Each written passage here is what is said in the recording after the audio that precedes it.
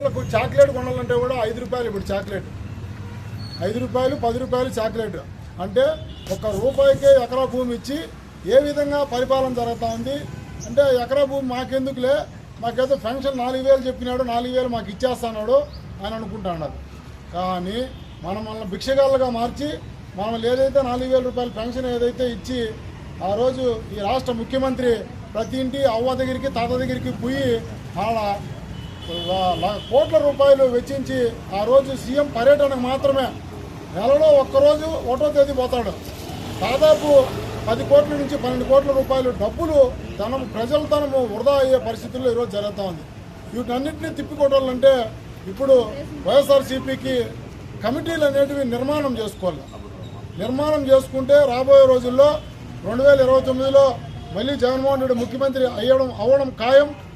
దానికి ఈరోజు గ్రామ స్థాయి నుండి, వార్డు స్థాయి నుండి, మండల స్థాయి నుండి ఏ విధంగా కమిటీలు వేసుకోవాలా ఈ ఆంధ్ర రాష్ట్రంలో అని చెప్పిందని సూచనలు ఇచ్చినాడు.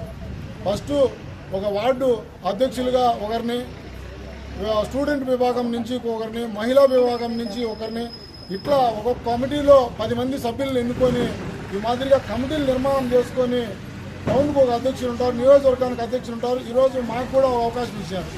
ఎస్సీ విభాగానికి మదనపల్లి నియోజకవర్గ అధ్యక్షులుగా కూడా నాకు అవకాశం ఇచ్చారు. అట్లాగే అన్నమయ్య జిల్లాకు మున్సిపల్ ఏదైతే వింగుకు సంబంధించి వైస్ ప్రెసిడెంట్గా కూడా నాకు అవకాశం ఇచ్చింది.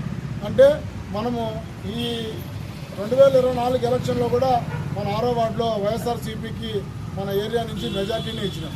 అంటే వైఎస్ఆర్ పార్టీ పుట్టినప్పటి నుంచి ఇప్పటి వరకు కూడా మన ప్రాంతంలో ఎప్పుడు వైఎస్ఆర్సీపీకి ఓట్లు డబ్బా కుమ్మరిస్తే కానీ, ఈవీఎంలు ఎంచితే కానీ ఈ ప్రాంతంలో ఓట్లు మెజార్టీకి వస్తుంది. కానీ ఇప్పుడు అనుకుంటా ఉన్నారు వాళ్ళు అధికారంలో ఉన్నారు, మనం అపోజిషన్లో ఉన్నాం. అధికారంలో ఉన్నా అపోజిషన్లో ఉన్నా ప్రసాద్ బాబు, మీ బాబు ఎప్పుడు కూడా నిరంతరం మీకు ఏ సమస్య ఉన్నా నేనున్నానని చెప్పిందని మీ వెంట ఉండి తిరిగి మీకు పని చేసేవాడు ఎవరున్నా అంటే అది నేనే అని చెప్పిందని సగర్వంగా ఈరోజు చెప్పుకోవాల్సిన అవసరం ఉంది. దాదాపు ఈ 5 ఏళ్ల కాలంలో అధికారంలో చూసినాం. అధికారంలో ఉన్నప్పుడు కూడా కొంతమందిని వ్యతిరేకించడం జరిగింది. నేను కాకపోతే అవి వ్యతిరేకించాలంటే అంత సామాన్యమైన పని కాదు. మీ అందరి బలం చూసుకొని నేను వాళ్ళని వ్యతిరేకించడం జరిగింది. ఈరోజు మన కళ్ళ ముందు జరగబడుతుంది. మనం కూర్చోండే రోడ్లు కావచ్చు, మన ఊర్లో డ్రైన్స్ కావచ్చు, ఇవన్నీ నేను కౌన్సిలర్ అయిన తర్వాతనే గౌరవ చైర్మన్ గారి ఆధ్వర్యంలో, వైస్ చైర్మన్ జింకాన్ ఆధ్వర్యంలో ఈరోజు వాటర్ ప్లాంట్ కావచ్చు, కమ్యూనిటీ హాల్ కూడా భూమి పూజ చేసినాము. దగ్గరలో రేపో ఎల్లుండో వర్క్ కూడా స్టార్ట్ చేస్తాం. ఇవన్నీ సాధించుకోవడం అంటే మనకు ఏదైతే మన ప్రజల తరపున మనకు ఓటేసి మనకు నిరంతరము ఏదైతే మన వెన్నుదండు ఉన్నారో వాళ్ళ కోసం పనిచేసినప్పుడే నిజమైన నాయకుడిగా నాకు గుర్తింపు వస్తుంది తప్ప ఈరోజు అధికారం ఉంది, అధికారం లేదు అని ఆలోచన చేయాల్సిన అవసరం ఎవరు లేదు. కొంతమంది భయపడి ఉండొచ్చు, ఇది వైసీపీ పార్టీ కదా, ఇంకోటి కదా అని. ఈరోజు ఇదే వార్డులో ఒక అర్జీ రాయాలంటే 100 రూపాయలు ఇస్తే కానీ అర్జీ రాసే పరిస్థితిలో లేదు.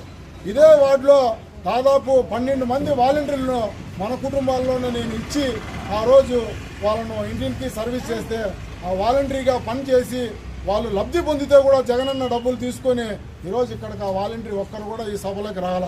అంటే కారణం మనము విశ్వాసం ఎంత ఉంది, మనం చేస్తే అవకాశం ఇచ్చిన వాళ్ళకి మనం ఏం చేయాలా అనేది ఓ ఉదాహరణగా చెప్తా ఉండ.